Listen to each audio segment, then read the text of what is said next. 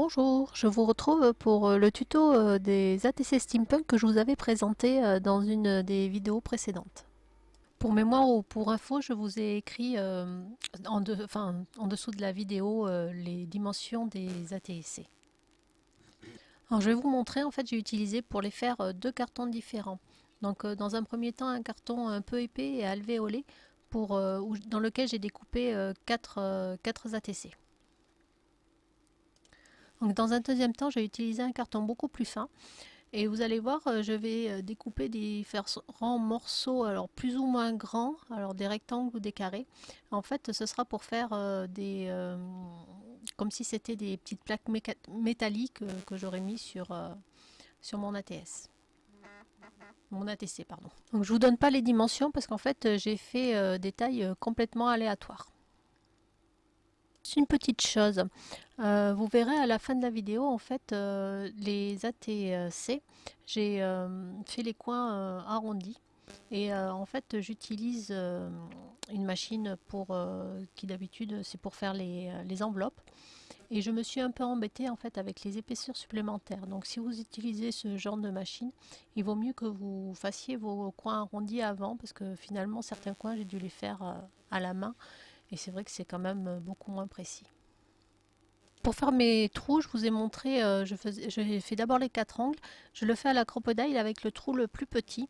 Et en fait après j'ai à peu près mesuré et j'ai fait mes trous à environ 1 cm d'intervalle pour que ce soit à peu près régulier.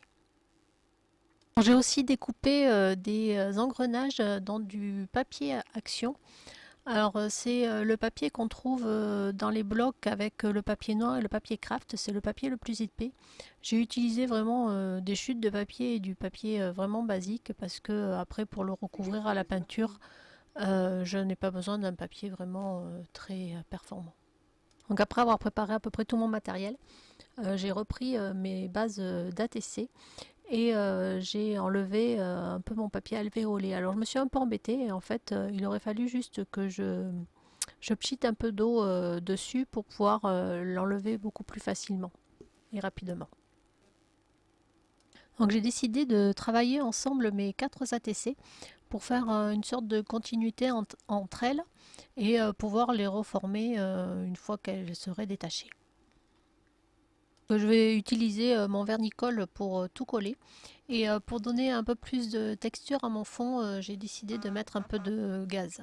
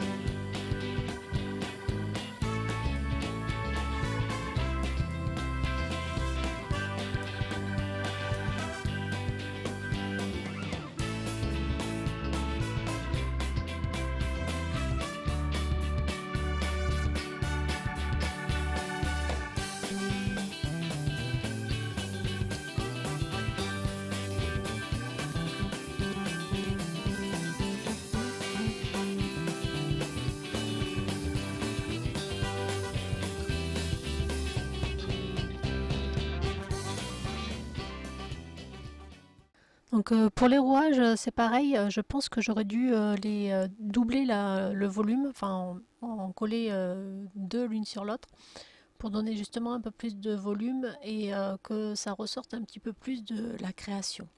Donc un petit conseil, si vous le faites, doublez votre papier pour donner plus de volume.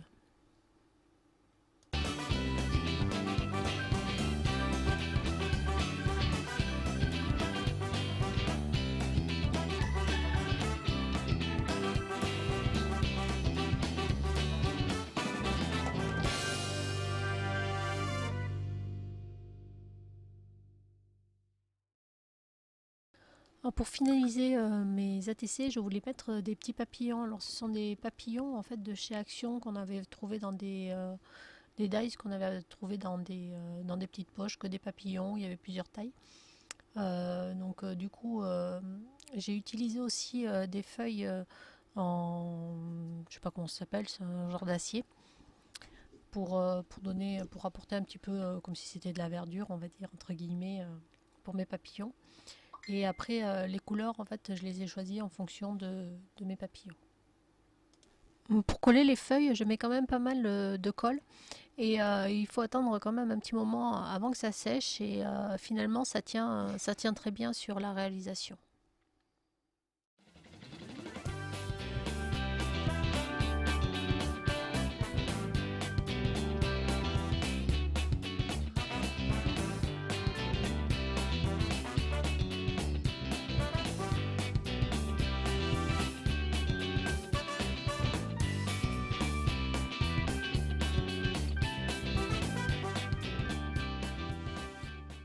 Une fois bien sec, j'ai coupé à la jonction mes 4 ATC au cutter.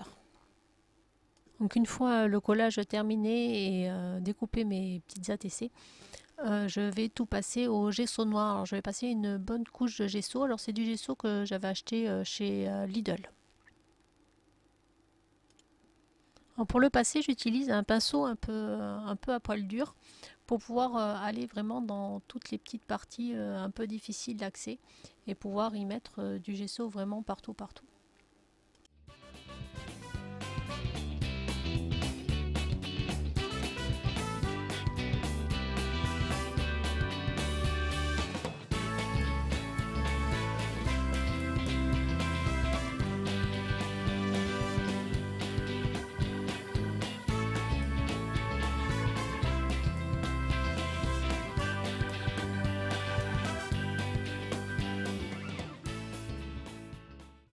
Pour la colorisation, je vais utiliser des vieilles peintures. Du coup, je les ai ressorties.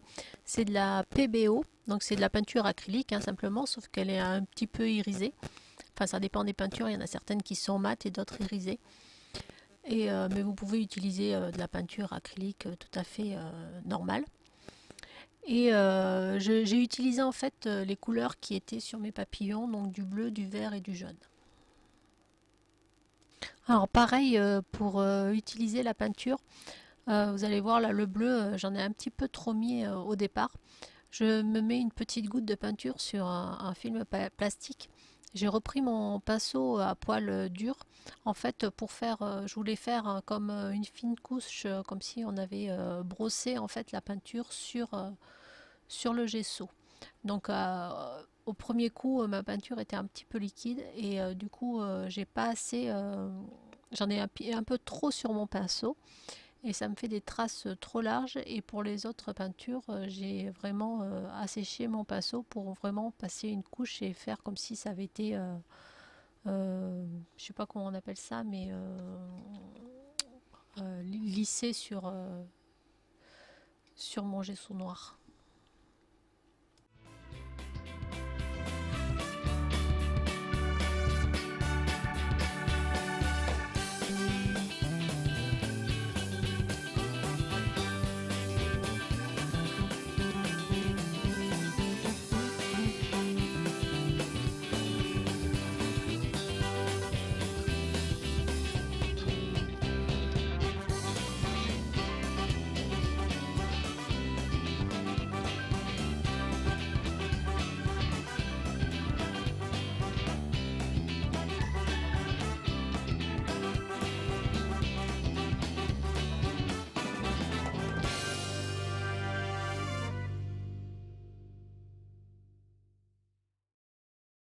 Le fait de brosser comme ça la peinture vraiment en couches très fines, ça permet de faire ressortir tous les détails de ce que vous avez collé.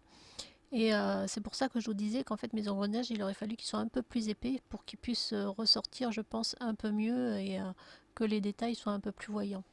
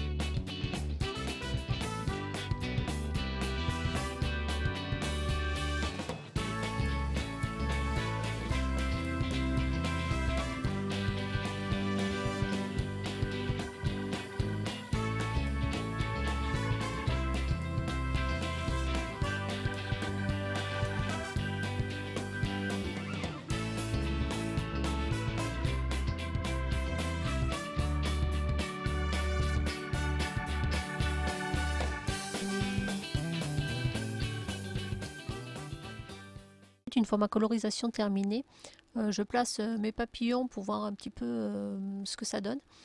Et j'ai aussi préparé des petits mots alors, qui sont sur fond noir, donc du coup je les ai matés sur du fond blanc pour les faire ressortir de mon ATC qui est quand même assez foncé. Comme je n'ai vraiment pas l'habitude de faire des réalisations aussi foncées, je trouvais vraiment trop foncé, donc j'ai décidé de rajouter quelques petites touches de blanc.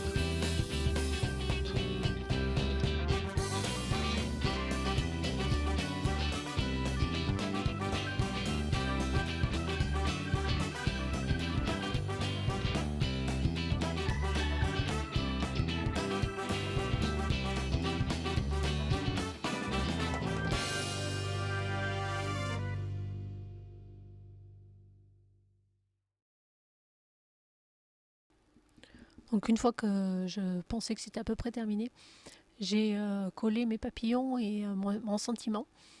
Et pour finir, j'ai quand même rajouté alors quelques petites perles transparentes.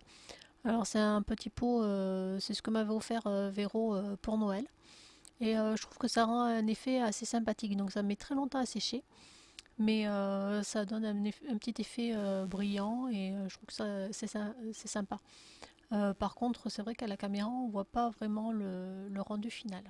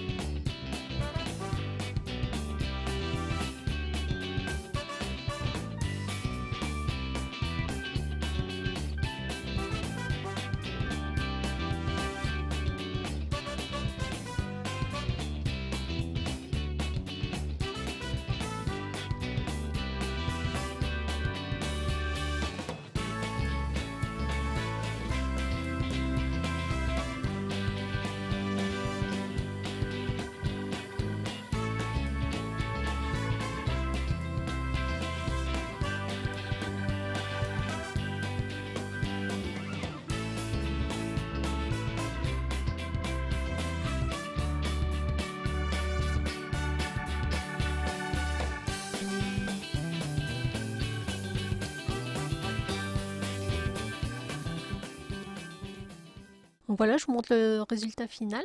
Donc pour moi, c'était une petite première. Bon, j'avais déjà testé, mais bon, pas autant que ça. J'aime bien comme style. C'est vrai que ça fait du bien aussi de temps en temps de sortir de ces sentiers et d'essayer de tester d'autres choses.